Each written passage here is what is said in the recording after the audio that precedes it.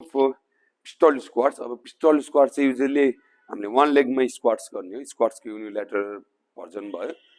अब यसलाई तपाईँले वेटेड पनि गर्न सक्नुहुन्छ फर रेजिस्टेन्स होइन। अनि अब त्यो कसरी गर्ने त, अब सबैलाई ब्यालेन्स गर्न गाह्रो हुन्छ होइन। अब म डेमोन्स्ट्रेसन गरिदिन्छु लाइक बडी वेटमा यतिकै तल गयो एन्ड अप आयो, यो चाहिँ बडी वेट्स भयो।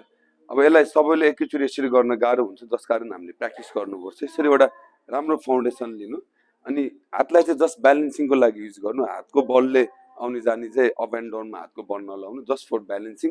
त्यो पनि एकदम मिनिमम युज होइन, यसरी नजिक राख्नु तर च्याप्प नसमाइहाल्नु, अनि बिस्तारै जानु। अनि जहाँनिर धेरै ब्यालेन्स आउट हुन्छ हल्का सपोर्ट लिनुहोस् एन्ड माथि आउनु होइन। यसरी चाहिँ तपाईँले पिस्टल स्क्वाट्स प्र्याक्टिस गर्न सक्नुहुन्छ।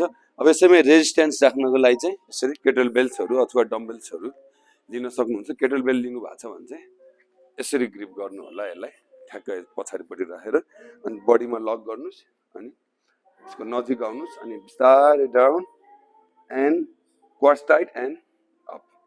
सेम वे बिस्तारै down quads tight and up, यसरी गर्न सक्नुहुन्छ। Best workout, unilateral workout for quads or overall leg. Thank you.